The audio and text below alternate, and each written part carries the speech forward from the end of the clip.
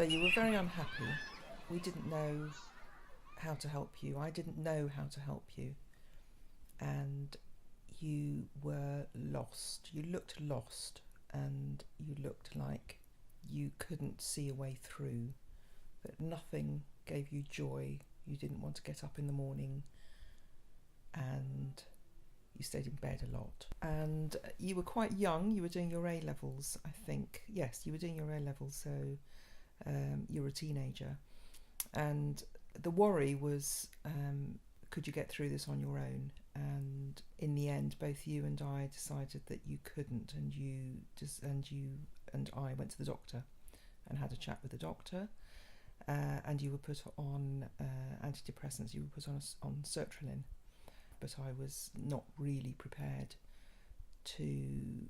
for what actually happened when you first went on it for the first 6 weeks, and it was terrifying for you, absolutely terrifying for you, and very distressing for me. And we knew that you had to go through this. It was like breaking through the wall of pain, and it was as if you were in pain.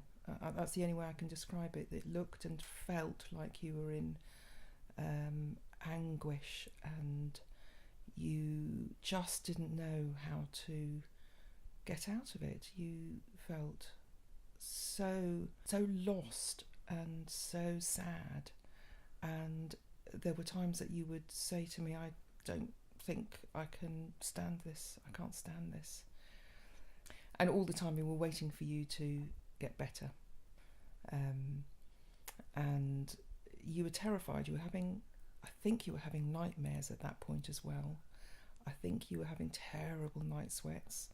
So it was as if you were experiencing a chronic condition, like an illness, but it was in your head, but you were experiencing it physically.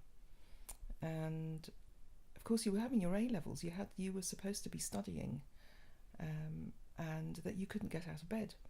You couldn't get yourself out of bed. You couldn't get yourself, let alone out of the door. You'd have texts from friends. I'd say, why don't you go out this evening? I knew in my head that was crazy, absolutely crazy. Why would you want to go to the pub when you can't come out of those pyjamas that you were wearing all the time? Same pyjamas. In fact, you used to say when you did go out with your friends, which you did occasionally, that you felt completely isolated in that group, that it's as if you were in a bubble, that they were talking, they were having a good time, and you couldn't participate. And your friends were actually very good, but they were young as well, and they didn't really know what to do for you. I wanted them to look after you like I would look after you, but of course they were just young kids themselves. You looked miserable because you were. You could not, there was no joy. You had no joy. Your eyes looked joyless. Your hair looked terrible. You were so miserable. And gradually, it was imperceptible. A little light came back on, and things just started to pick up. When you were very, very depressed, there was no interest. You had no interest. You could not see the point. I never for a moment thought that you're going to be better forever. But as you get older and you become experienced, you become resilient, and you begin to know what's going to happen. And it must be horrible, because knowing what's going to happen can't be very nice. But you also know that there is a light at the end of the tunnel. There is.